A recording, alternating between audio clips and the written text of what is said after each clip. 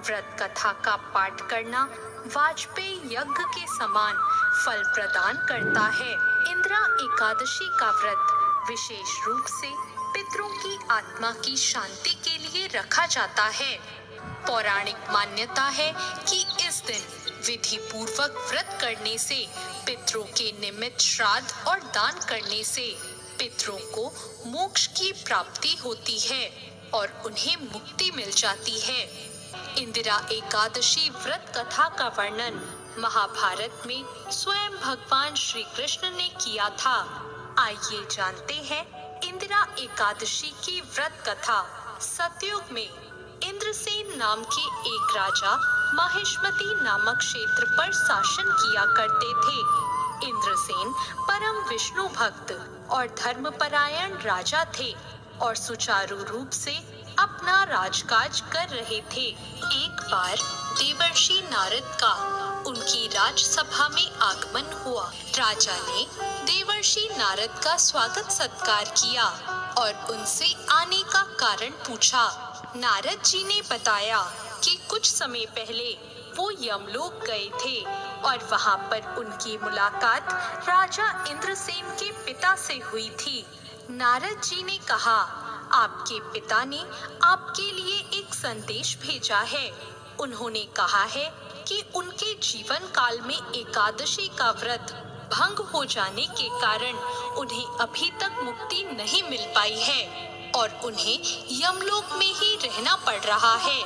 उन्होंने कहा कि जाकर मेरे पुत्र और संतति से कहिएगा कि यदि वो अश्विन कृष्ण पक्ष की इंदिरा एकादशी का व्रत रखें तो उसके भाग से मुझे मुक्ति मिल जाएगी। नारद मुनि की बात सुनकर राजा इंद्रसेन ने व्रत करने का विधान पूछा और व्रत करने का संकल्प लिया।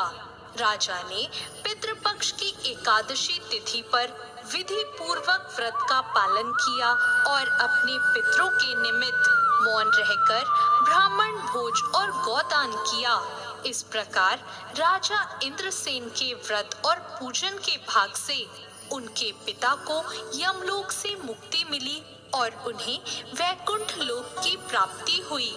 उस दिन से ही इस व्रत का नाम इंदिरा एकादशी पड़ गया और इंदिरा एकादशी के व्रत करने के पुण्य के कारण राजा इंद्रसेन को भी अपनी मृत्यु के बाद स्वर्ग लोक की प्राप्ति हुई थी। पितृपक्ष में पड़ने वाली इस इंदिरा एकादशी के व्रत से पितरों को मुक्ति मिल जाती है और आपको उनका आशीर्वाद। इंदिरा एकादशी के दिन सुबह जल्दी उठकर स्नान करने के बाद सूर्य देवता को अर्घ दें, फिर भगवान विष्णु का ध्यान करके व्रत का संकल्प करें।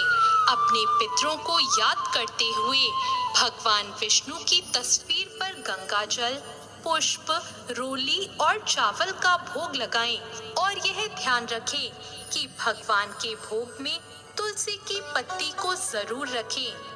पूजा करने के बाद पितरों का श्राद्ध करें और ब्राह्मणों को भोजन कराकर उन्हें अपनी क्षमता के हिसाब से दान दें। ऐसा करने से आपके पितरों को मुक्ति मिलती है और आपको उनका आशीर्वाद मिलता है। आज की कथा अच्छी लगी हो तो चैनल को लाइक और सब्सक्राइब जरूर करें। धन्यवाद।